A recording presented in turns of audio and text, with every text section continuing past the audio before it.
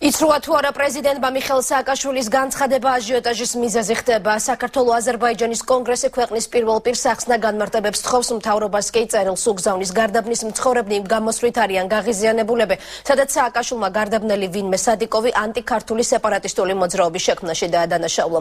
სააკაშვილის განცხადებას კრიტიკა მოჰყვა მინისტრების მხრიდანაც. ვინ არის სადიკოვი და რა ხდება ქვემო ქართლსა და ჯავახეთში? გვანცა პაპავაძე დეტალებით.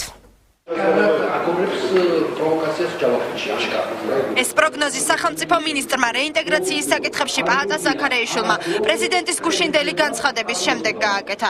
რუსეთში შექმნილი დიასპორა, ხელმძღვანელი ვინმე გარდაბნელი სადიკოვი. სწორედ ასე ახასიათებს მიხეილ სააკაშვილი პიროვნებას, რომელიც მისი თქმით საქართველოში აზერბაიჯანელთა ავტონომიისათვის იბრძოლებს. შეიყვანეს ალეგ ბეროვი და რამდენიმე სხვა რუსი მილიარდერი. მიზანია ზუსტად იმავე სცენარით ბრძოლა აზერბაიჯანის დამოუკიდებლობის გარანტის პრეზიდენტის მიმართ. სადიკოვი არის გარდაბნელი და ამ სადიკოვმა ერთდროულად განაცხადა, რომ ის იბრძოლებს საქართველოში აზერბაიჯანთა ავტონომიისთვის. ანტისახელმწიფოებრივი ქმედება ასე აფასებს თავდაცვის მინისტრი საქართველოს მთავარ სარდლის განცხადებას. მთავრობის წევრები ამბობენ, რომ ჯავახეთსა და ქვემო ქართლში სიმშვიდეა და ანტისახელმწიფოებრივი არაფერი იგეგმება. ჩემი აზრით, ეს იყო არასახელმწიფოებრივი განცხადებები და ეგეთი განცდა მრჩება თითქოს მას პოლიტიკიდან წასვლის შემდეგ სურვილი აქვს, რომ ქვაქვაზე არ დარჩეს. აბსოლუტურად არავითარი არის საშუალება არ არსებობს, არის აბსოლუტურად სტაბილური სიტუაცია, ვითარება. თუ ვინმე დაგეგმავს ან გეგმავს რაიმე პროვოკაციას, ის ძალიან მკაცრად დაიჭირება.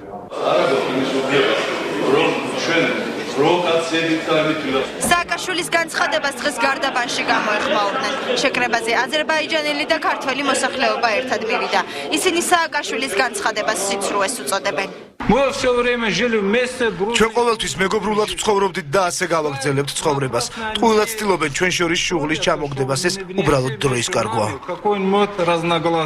აქ ვერავინ ვერ პროვოკაციას ვერ მოაწყობს იმისას, რომ ეს ხალხი გახლიჩოს შუაზე. ვინ არის სადიკოვი? საქართველოს აზერბაიჯანის კონგრესის თავმჯდომარის თქმით ის რუსეთის მოქალაქეა. პროვოკაციული და აღმაშფოთებელი. ასე აფასებს ის მიხეილ სააკაშვილის განცხადებებს.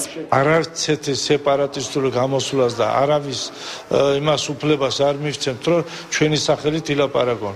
აი ეს ამ თავარი, მაგრამ რაში აინტერესებდა პრეზიდენტს აზერბაიჯანიდან ჩამოსulis მერე ასეთი განცხადების გაგება, აი ნამდვილად აინტერესებს დღეს ქართული აზერბაიჯანის საზოგადოებას. რახან პრეზიდენტის უკვე უფლებები წავიდა და დღეს სახელმწიფოს პრემიერ-მინისტრი მართავს და ახალი პარლამენტის უმრავლესობა პარლამენტში ახალი ხალხია, ალბათ უნდათ რომ აზერბაიჯანელი ხალხი მათ წინააღმდეგ აზერბაიჯანიდან ჩამოსულმა პრეზიდენტმა გუშინვე კიდევ ერთი ანტისეპარატისტული მოძრაობის შესახებ განაცხადა.